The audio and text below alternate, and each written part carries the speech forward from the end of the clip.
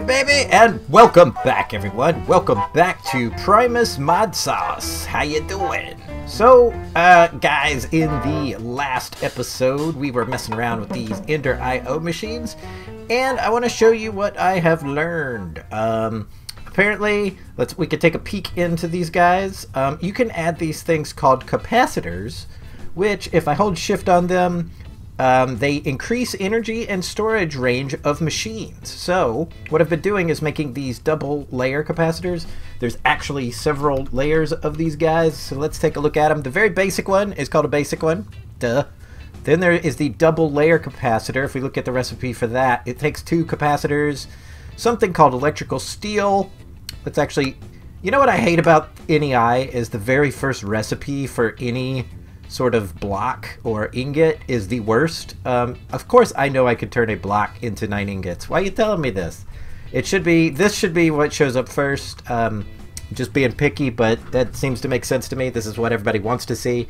But anyway, this is how you make it. You take some pulverized coal, you take some silicon and some iron, you throw it in your alloy smelter, and bing bang boom, you get this electrical steel. Very nice. The silicon you can make a couple of ways. The last time we made it was with the sag mill.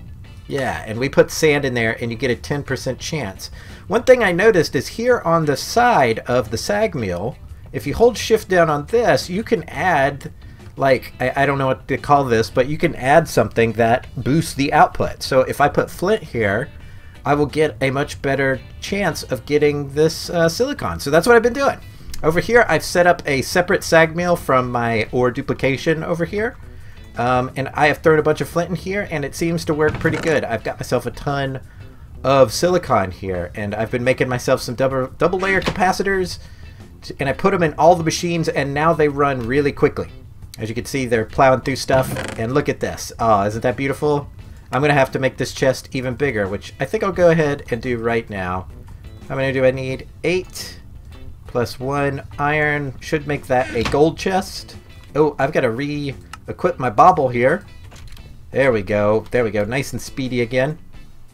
And let's make ourselves a gold chest here real quick, and we'll get going. I kind of want to try and make the next level of capacitor. I'm not sure I have the materials, but I would like to give it a try. So let's see what that would take. The next layer is something called an octadic. Hey, Brink is online. Let me say good hey to that guy.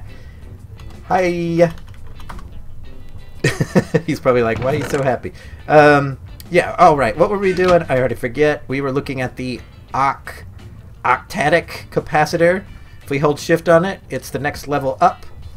And let's see here. We need a block of glowstone. We need 2 double layer capacitors, and we need something called vibrant alloy. Let's see what we got over here. We've got 1 double layer capacitor. And we need 2 of these. We need some of this and 2 of these guys to make another double layer one. Hold on, I gotta talk to Brink here for a second. My first house. I built a mining portal, which we will get to here in a second, but Brink is asking me about it, so let me respond to him. My first house, the crap shack. He should know what that means. I'm going to tell him I'm recording.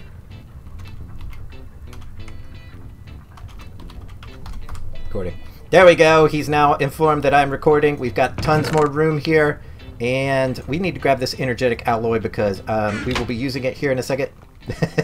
Brink says hi, everybody. Say hi to Brink. So let's see here. If we can slap one of these together real quick. Let's see. Yeah. Boop, boop. Double layer capacitor. Cool. So we got that part done. Let's look and see if we have any glowstone, which we do. 1, 2, 3, 4 of those should make me a block. So actually this thing so far seems pretty cheap. Let's actually look at the rest of the recipe, which is something called a vibrant alloy. See, it's cycling through the dumb recipes first. Like, look at this. This is the first thing you see. 9 nuggets make a vibrant alloy. I know this. And a block of vibrant alloy makes 9. I know this. Everyone knows this. Okay, so this might be a little tricky, and I might only have enough ender pearls to make 1. Let's see how many ender pearls we got. I don't see any in there. Where are my ender pearls? I could have sworn I had... Oh, wait, I just saw them. Boom, ender pearls. So let's take this energetic alloy, And the energetic alloy isn't too hard to make either. We can look up the recipe here in a second. I just got to figure out how to set this thing. Let's take a look. Boom. This guy, yeah, of course, you make it with glowstone, gold, and redstone. So it's a little, I think that's more complex than the energetic one, but whatever. So we've got this and that. And this is set for alloys only. Is this doing anything? Oh, it's moving. It's moving very slowly. Okay, so it was doing something, and now it's going to do this. Yes. Alright, so yeah, once we get that done, what I want to do is put the capacitor into this guy and see if this will generate more, if it will generate more stuff, because, you know, I'm running a little low on power here. Not terribly low, but I would like to get the most out of this Stirling generator that I can.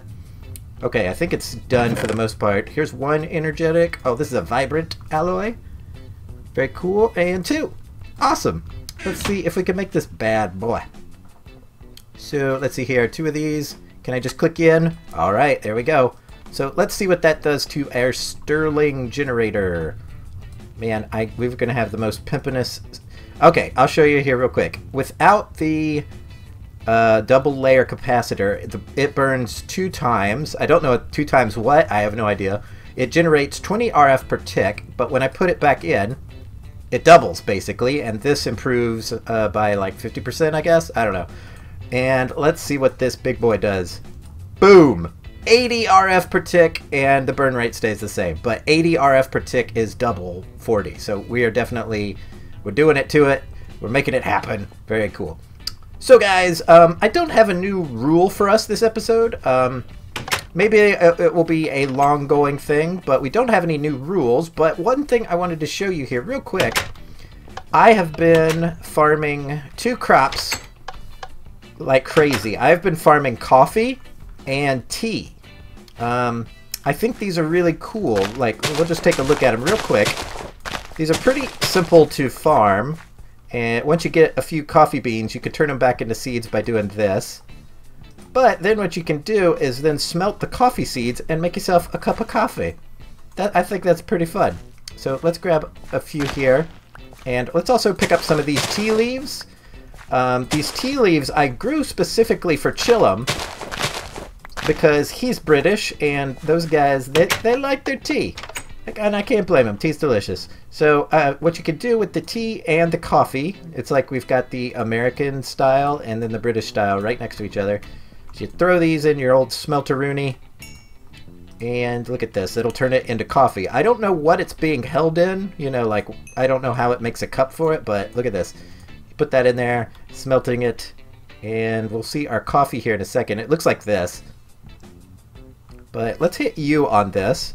And, oh, this is just smelting. Let's actually, oh, we'll just hit an E here, and we'll do coffee beans, and we'll spell it correctly. There we go. So let's click that. And recipes we can make with it, apparently, are those. We need to right-click it. That's what we want. Apparently, if I take 3 of these coffee beans and combine it with a sugar, I will get espresso. And I wonder if that will satiate my hunger any more than the regular coffee. If we run down this direction, I think we got some sugar canes growing on this lake here. Is this a piggy? Yeah, this is a piggy. Hi, piggy. Yeah, let's grab ourselves... Ah! I'm in the water. Let's grab ourselves just a little bit of that, and we'll make some sugar here real quick. And we'll try to make ourselves some espresso, and see if that does anything for our hunger better than just the regular coffee, which takes 1 coffee bean. This takes 3, so we'll at least need 3 of these guys. Okay, cool. Let's give this a try here real quick. I've never made espresso, or espresso. Look at that, it's got 3 exclamation points above it. Let's see, I think I'm gonna have to jump around a whole bunch in order to get my hunger to go down. But maybe we'll do this in a little bit. Let's do this. Whoa, whoa. Alright, that's gonna take a while. We have espresso. I wanted to show you guys one thing I made today. We'll go out here, and we're actually going to make another one of these, just because I want one closer to my base so that it's not such a huge hassle to come I say it as I say it out loud. It's not such a huge hassle to walk this distance, but this is the I don't know what to call it. It is the Aroma1997's Dimensional World Mining Portal. We'll go through how to make it here in a second, but what this leads to is a mining dimension. So like, say we've got 8 guys here on the server at the moment.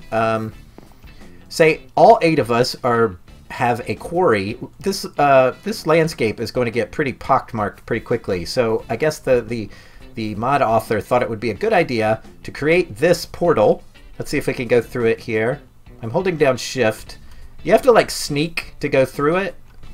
I'm not sure. Sometimes it works for me, sometimes it doesn't. There we go. And it takes you to this mining dimension. Here we are. Wait, it shut me back out. I guess there was a lag there. Hold on. We'll do this again. It seems to be lagging quite a bit. I should be in the thing. Hello? There we go. It's going now. But basically this creates a whole flat dimension for you that you can set your quarries in, or you can go mine crazy in. It also seems to be heavily populated with Pam's Harvest Craft trees. Look at this. I could get myself a fig. And you know what we do with figs? We just throw them right back away. Figs are terrible. Nobody wants these things. But another good aspect of this mining dimension is that it is always noon. It's noontime, and monsters do not spawn here, even in the darkness. So that's very cool. So I think we should do all of our mining here. We're going to figure out a system within our community, but it's very cool. But what I want to do is show you guys how to make this portal frame. So let's go back to my base and we'll get it done. All right, hopefully I don't lag out here again. Sometimes when I go through it, doors don't open for me, but they seem to have. I'm going to take a quick sleep here, and then we will get to making one of these for our own base. So cool. Ooh, there we go. My running is a little funky right now. I don't know why. Have you guys seen these little tiny potatoes from Botania? These guys are awesome. The way you make them is you just throw a potato right here. You throw it right here in your mining, your mana pool, and you get these little things that are called tiny potatoes, and they do jack squat. But they are adorable as crap, and they like to dance. So that's a thing. So what were we up to? We were going to make a mining portal. Let's see what we got here. I think we need stone bricks. Let's look this up here real quick. Actually, we'll just make a bunch. We're going to need a ton. Oh, wait, that's a tool station. We want this guy. We're going to need a ton of stone bricks. Boop, boop, boop, boop, boop. I don't know if we need a ton, but we need some. Next thing we need is a pickaxe. And hopefully I got enough cobble here. Cool. That'll do. I need a flint and steel, but that requires some iron. I know we got tons of it. We'll just make one for now. Actually, we're going to steal 2, just in case. So we'll do one like that. We'll take this flint that we have, and we'll make the flint and steel. And I think you put it like this.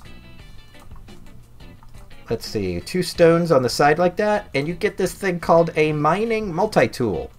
It looks pretty, and it looks nothing like the combination of the things I put in it. We're gonna just dump some stuff in here real quick. Actually, let's take that back. Cool. So with that, let's see. I think I have an old one here that I want to kind of use too, just in case I run out. What you can do with this is to make the blocks that comprise the portal. Is you just do this, and look at that, portal frames. So I'm not sure of the number you need, but I'm going to grab quite a few here. We grab 16, and it does use up a durability on your mining multi-tool, so keep that in mind. I guess where do I want to put this? It needs to be 4 wide, and then like 5 tall. So it's kind of like an ender portal in a way, but what I'm going to do is just set it up here. I might just knock it right back down.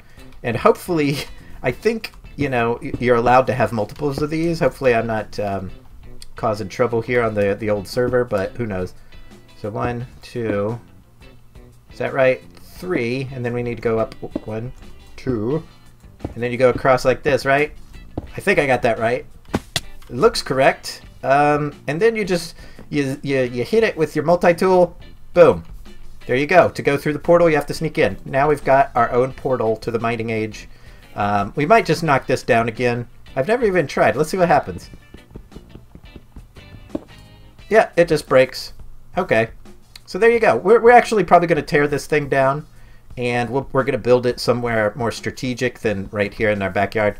But I just wanted to show you guys that. That is a very handy thing if you guys are running a server with some people on it. You'll definitely want to utilize that because, you know, you don't want a bunch of people digging holes everywhere. And plus, quarries can cause some issues with corrupting the world, and it might be good to have them in a dimension that you can just delete out of the server. So you don't have to delete the overworld, you can just delete that. And I think that's a much better thing for everybody. So, yeah, what are we gonna do? I don't know. We are going to mess with the rules that we've been playing by here just a little bit. We're gonna go over here to the rule board, and we are going to look at this one. No pants. So, my rule that I set up was no pants, and it has gotten me killed quite a bit because my armor is incomplete. I am like, the pants are the second best part of the armor.